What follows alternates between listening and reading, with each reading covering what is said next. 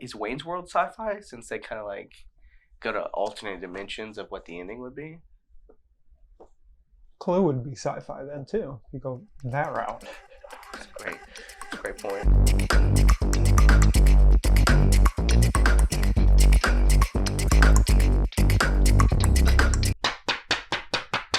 Hear ye, hear ye. We're coming from the past because when we release this, we have already done this. Yep. Which is apropos for what we're going to talk about. Underrated sci-fi movies. Yes. And I'm just going to tell you right off the bat, JD's got a couple that some people would argue is not That's not true. underrated. All of mine are 100% underrated.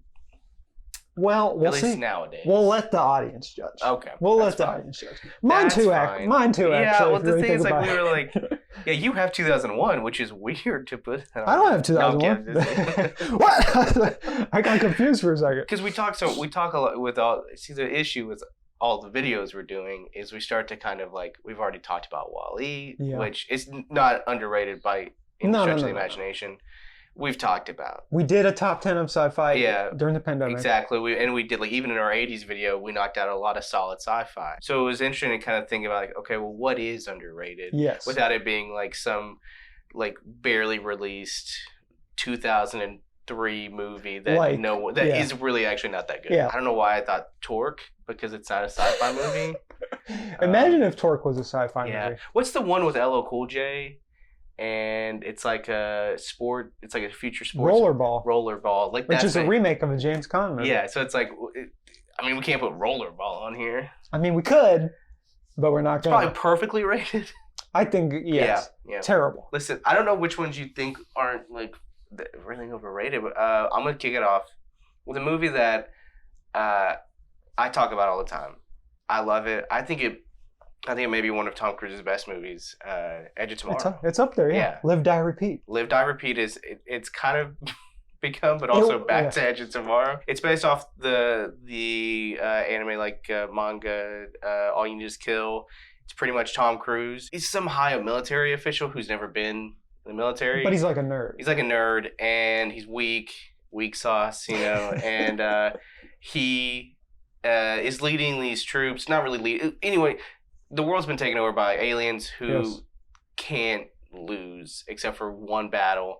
Well, Tom Cruise is tricked, put on the front lines. He dies, but alien blood gets on him, and then he lives every day over and over again if he dies. That's what I love about this movie, and also I think what makes it a little underrated is like no one talks. I mean, like we talk about how good Emily Blunt is, but it failed at the box office. A lot of people didn't like the name Edge of Tomorrow. Some people really like Live, Die, Repeat. Yeah. But obviously the studio doesn't know what to call it. Exactly. So it's hard to find the movie, and the audience is extremely online. Yeah. Which is a small percentage of the American population. Yeah. So. And I think people would really love this movie. You know, like it really, it's fun because there's a lot of like fun moments. It's really well made. Yeah. Like Doug Lyman. Doug Lyman. Just one of Bill Paxton's last performances. An incredible Bill Paxton performance too. And then the aliens look really great. It's just a fun concept. Yeah. Executed really well. Doesn't take itself too seriously. Exactly. But also plays it very seriously. Yes, and it's just and that, I think that's what I love. That it's like the era of Tom Cruise where Tom Cruise started to be like, I am getting a little older. Yeah. I'm getting a little clumsier. Let me embrace that a little bit. And I think that's that kind of starts to bleed into the Mission Impossible movies and make those a lot of fun too. Speaking of Emily Blunt, around, maybe like a couple of years before Edge of Tomorrow, she did a little movie called Looper, which was Rian Johnson's first foray into like big budgets. Yeah. It's a cool concept, and it's what people love Rian Johnson for, because he takes something and he's like, just kidding, we're actually going to do it a little different this time. And I'm a little goober. I'm going to put Joseph Gordon-Levitt in some makeup and some prosthetics to look like Bruce Willis. But it's just a really fun movie. Yeah. Like, I remember the trailers do not sell the movie because this was the height of dubstep. And they used dubstep trailers. I forgot didn't they use like almost like a Skrillex song? It sounded like a Skrillex, or it was Skrillex. Wow, what an era. Yeah. But I was watching clips the other day, and I was just like, man, just the dialogue in this is really good. The way it's edited is also really great. There's they play with sound a lot, but it takes time travel. There's a scene in it that is explicitly is like, this doesn't make any sense. So just enjoy the movie. Yeah, it just becomes even a kind of a nice, quiet sci-fi movie in parts, and a sci-fi movie about, you know, like your legacy, and, you know, is your future worth it, and like what is like it plays with that idea of like that, like whose life is worth it, like a moment right here, could that change everything and really just change everything that's going on. This is a movie too, I think about a lot, just like little pieces, just how many great little, like, I'm only gonna shout out one, but the Paul Dano, like, oh god, the chase, that chase, is so creepy and so great, and so innovative. It's just so, you're like, oh my gosh, like, and you start to really get an understanding, like it kind of explains a little bit of the time travel element to you without, you know, so good. Good. All right. Crossing that one off the list. Lupa. Starring Mark Wahlberg. This one I really do think is an underrated movie. We talk about this every once in a while. Midnight Special. Yes, 100%. Jeff Nichols, you know, Arkansas guy, coming off of Mud, which was such a zag at the time. Like, hey, I'm making this sci-fi movie. It's kind of like, think Escape to Witch Mountain, but also we're running from the police, and there's cults involved. Looking at your list, it actually has something in relation to one of the other movies. I think, and so Adam Driver before he blew huge, up. You know, you got Michael Shannon just being awesome. Joel Edgerton with a creepy look. The kid from It. Yes, and then like Kirsten Dunst is in this. This is maybe one of Sam Shepard's last movies. There's a little boy. He grew up in a cult, and they almost worship him. They think that he is very special and has a connection to something else, without giving it away. His dad takes him and like runs away with him with his friend, and they're trying to get him to. I think at the beginning they're trying to run away, but then the boy is like, no, we have to get to this spot. It's got some like the 80s, like Goonies, Poltergeist, like kind of weird kid vibes, but it's also just beautifully shot. I think a lot of it was shot not around here, but more like, you know, your Oklahomas, Midwest, your Midwest, your Nebraskas. So there's a lot of like big kind of like open areas. It's just a really great movie. I don't want to give too much of it away, but it's like Driver's great. Everyone is just impeccable in this movie, and it's really good. I think it's a movie that's like lost out of time. Yeah, it's a movie you would have seen in the late 80s, early 90s, but with the type of feel that we see from movies nowadays. Yeah. So if you like movies from the late 80s, early 90s, where it's just like, it's sort of like breathy. It doesn't really always follow the plot. Yeah. But it still, at the end of the day, follows the plot, and it's got big sci-fi elements to it, especially towards the end. So. And there's a lot of cool stuff with, like, I always love a sci-fi movie that the things they're choosing to use as the sci-fi elements are the way that they're portraying them. Like the little boy, he's got like these like he can't be overloaded like sensory wise, so he wears like these goggles. You know, it's not like they could have said it's these cool sunglasses, it's these cool like visor things. But even near the end, there's like some elements that you're like, that's not really what I was picturing, and like that's not what a normal sci-fi movie would look like. They just do these interesting things. It's like, what if it was just like pool goggles that kind of helped him out? You know, like, so I love stuff like that. All right, it's done. Off the list. Next, we're going to The Vast of Night, which was so mad that you took this from me. A big hit during the pandemic. It was only on Amazon Prime. Yeah. I don't know if it still is, but it's like an X-Files / Twilight Zone show that just got made into a full feature. Yeah. A lot of it is just like steady cam, like we're just coming into this radio station. Yep. And there's an alien invasion that they think is happening. And I'm not going to give anything else away in the movie, but then it goes to like the high school gymnasium, and it's just flowing. It's just very ethereal, and you don't really know what's happening in the whole movie. But the kids that work at the radio station are trying to figure it out, and it takes place in the 50s, and it's just what I wish the Twilight Zone reboot was. Yes.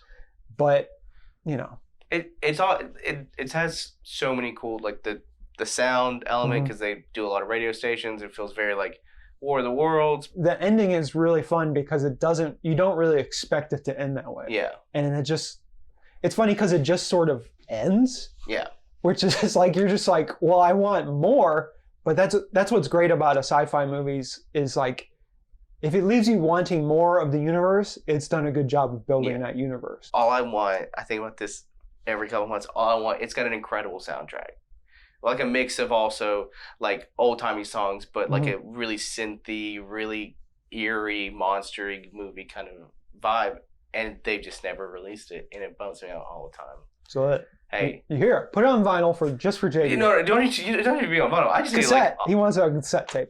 Yeah, that's true. Give me a cassette tape, please. This one's maybe more for me because we never get to talk about it because it's always booted off lists. You finally found a way to talk about it. Finally found a way. It's Treasure Planet. I saw it like perfect kid age. Yeah. But as I grew older, and you'd be like, well, you kind of get out of that. I just learned a little bit more about the making of it, the style of it, just how interesting it is. It's Treasure Island, but set in space with some steampunk elements and a lot of steampunk elements and aliens. And this was the first. It was a huge flop for Disney. Yes, huge flop. Yeah. This is the movie that they released Lilo and Stitch and this in the same year, and they were like, well, Lilo and Stitch will be fine, but Treasure Planet's our thing, and it was just tanked. And Lilo and Stitch did great. Parts of it were in 3D animation, and parts of it were in 2D animation, and you think, oh, that sounds like it wouldn't be good, but they just find a way to marry the two so incredibly. It is like you go back and watch it. If you don't like it, that's fine, but you can't like deny just how incredible it was. Groundbreaking, yeah. Because Titan AE comes out a couple of years later using a year before, a couple years before, yeah. Oh, and so Treasure Planet used sort of what they groundbroke. Well, Treasure Planet like found a way to put the two together without it looking like so jarring. Because Titan AE was a little jarring, yeah. And it's just really good. The voice cast is awesome. The score is really great. I'm not going to say the soundtrack's great because it's very 2002 with some John Resnick. Well, you know. But it's fun, it's charming, and kids don't watch it enough. You know, they're too busy watching like Moana. Well, Moana's incredible too. I'm not saying that. I'm saying like, you know, just it's pirates. It's fun. Speaking of father issues, I'm going to talk about Ad Astra. Dad Astra. Am I right? Yeah. Basically the movie about growing up with a emotionally unavailable dad, but in space. Brad Pitt plays an astronaut who is sent on a mission to find his dad who's been just lost out in space. That's all I'm going to give you, but it's directed by James Gray, who does seems like he only does underrated movies. The first time I've seen a thing on the moon actually be compelling and stress-inducing, there's a chase scene on the moon that is just like, I've seen moon stuff on other movies like Spacewalks and Moonfall, yeah, and it's just bad. Yeah. And this is like the first time it's like actually gripping. They're like shooting at each other and stuff because it takes place in the future. You are just like emotionally blasted with so much Brad Pitt's character feeling feelings about his dad. By the time he gets there, he realizes like, oh, I never needed my dad anyways. And it's such a great story to tell because not all dads are good dads. Yeah. I would say 75% of dads throughout history probably haven't been good dads. Yeah. It seems like this is a movie that will be, like, it's underrated now. Yeah. I think it's a movie that 15 years from now, it is like every list you look at, it's like on there somewhere. Yeah. But yeah, it'll be up there with like, gosh, what a great movie. Yeah, the color work in this is probably some of the best. Like, I'm going to call it right now. I think Gravity gets kicked out of the list eventually, and then Ad Astra gets put in there. I think, yeah. Because Gravity is... Remember when we all loved Gravity? It's fun. It's a lot of fun. But it was just like a trick. Yeah. It's like a little magic trick. This one I think is the one that I'm like, if there was any that are not underrated on this list, it's probably Cloverfield. Yeah. So before you get into your argument, I know why you put it on here. because it is mixed reviewed. Yeah. There are people that don't like the shaky cam of it. Yes. There's a part in the movie that just kind of go off the rails a little bit with the underground stuff and like basically the mites that are on the Cloverfield. I'm just calling it the Cloverfield. That's it. And so it kind of veers off. So some people don't like that part. Yeah. But overall, I think it is underrated. Yeah. It was a great way to reintroduce shaky cam, found footage. It was an incredible launch of viral marketing. Yes. Because I remember being obsessed. And it's just really, like, I think now if you would do a movie like this, you're showing the monster too much. Yeah. You're over explaining things. It really felt like a moment where you're like, we're throwing you in. There's no explanation, and you're only going to see the monster really kind of at the end. It's just running and gunning. It's just running, yeah, and it flies, it moves. I saw this movie like 3 times in theaters. Wow, that's good. I mean, I was like 15. I was like, they were like, this movie is for 15-year-olds. Yep. And it was creepy, and it was just a lot of fun though to hang out with those people. The ultimate kind of test of time for this movie is like, you got Abrams producing, and you got Matt Reeves directing. His first, I think, like, first or second. It's his first or second. There are other movies I wanted to put on this list that are Matt Reeves movies, but I know we're going to talk about them probably later. Yeah. And in the grand scheme of things, I think his other movies aren't as underrated as this one, because everyone forgets about this one. Yeah. You know, they all know, like, every other thing. They all know the Batman, but they don't know, like, Cloverfield. It's exactly what you need in a monster movie, especially the first one. It's like you need to have this unknown and trying to figure out what's causing this, what's happening, because disaster movies, especially sci-fi disaster movies, work great when you can't really see the thing because it's so monstrous. Yeah. And that's what makes Cloverfield great. Also makes 22 Cloverfield Lane really 10 Cloverfield Lane, 10, sorry. Why did I say 22? But anyways, it makes 10 Cloverfield Lane really great because you don't really know what's happening in the whole movie. And it still could kind of tie into that. Yes. That's when it was still like, maybe these things are happening in the same world. Yeah. And then Cloverfield Paradox just kind of... Oh, they just tacked it on it then. Give you a completely different movie, A Scanner Darkly, which was based on a Philip K. Dick story, directed by Richard Linklater, has Robert Downey Jr. before he blew up, Keanu Reeves, and probably one of Keanu Reeves' best performances. People say Keanu can't act, but I'm telling you, go watch A Scanner Darkly. But it also has Woody Harrelson just being a goober. Yeah. And it's just, they're just talking so fast. Half of it you can't understand. Like, I'll admit, I don't understand half of what they're saying. But it's rotoscoped and it's shot in just a beautiful, crazy way. It's just nonstop talking about just like sci-fi elements and just like all kinds of things that you're just like, by the end, you're worn out. What's the other, like, it's like a waking life, but like, what if it's just sci-fi and not like lucid dreams?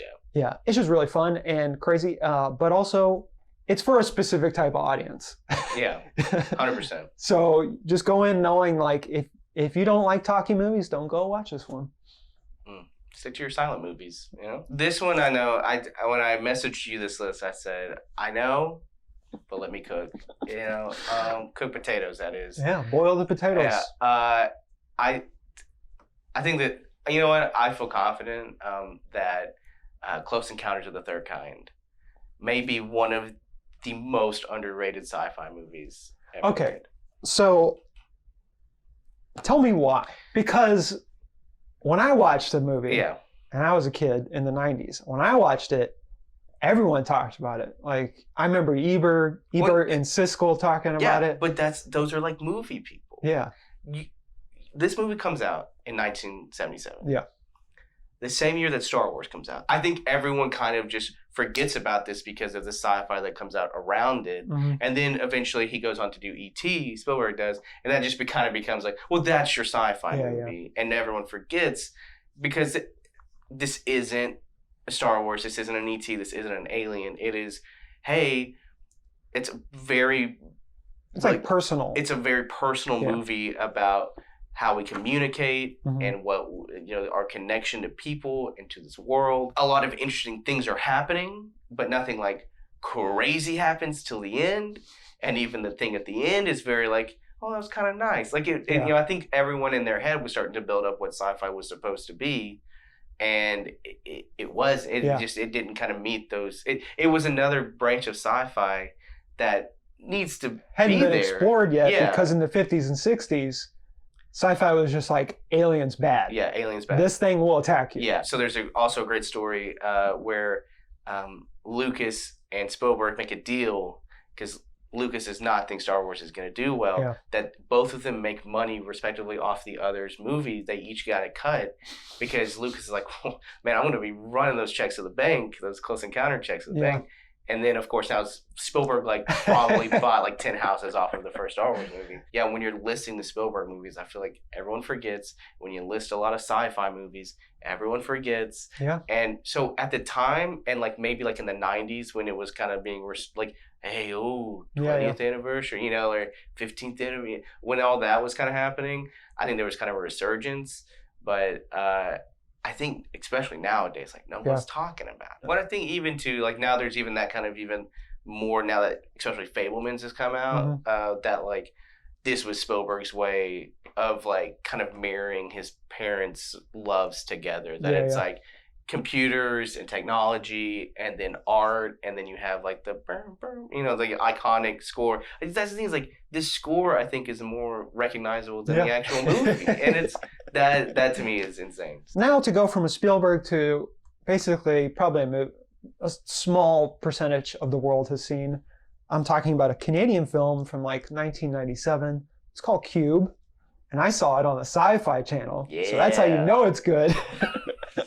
But basically, people wake up in little cubes, and they find out they're imprisoned in this cube, and they have to find their way out. Yeah. It starts really as a silent movie. This guy trying to figure out what's going on, and then he starts hearing other voices. They do a really fun thing that I don't think is actually true, where they suck on their buttons to create saliva so they don't dehydrate faster. A bunch of people stuck in one thing trying to figure it out. There's going to be one that's just we gotta let's kill him and move on and stuff like that. So it's just a lot of that and people talking about different politics and all types of stuff. But all this is happening while they're stuck in basically what's just a bunch of saw traps. Yeah. And it's really fun to watch because knowing afterwards, I read up on it online. They just had one cube. And they just shot in the same cube and changed the colors over and over. But it's supposed to be one big, huge cube. And obviously they do Hypercube and Triple Cube and all types of other sequels. But this one is just really fun. It's simple premise. The ending is just so bizarre and stupid that you're just okay, sure. The Exam is kind of similar. Yeah. Not as good, but I would still recommend it. But yeah. If you love just a group of people that don't know each other trying to figure out something that's going on, the devil movie that M. Night Shyamalan did, The Devil in the Elevator. Yeah, Elevator. Devil-lator, yeah. Actually, I was legit thinking about that movie as you were talking. I was devil, and even devil. And, I just love those movies. Some of them are not good 100%, but they're always fun to watch because. Oh, and the Levels one that's on Netflix where it's a platform, the platform, or it's just going down. You have to eat as much as you can.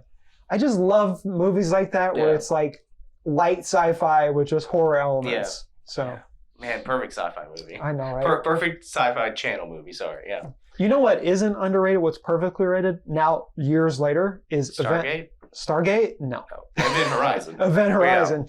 But yeah, that's our list. Hold on, I gotta write something here. Okay.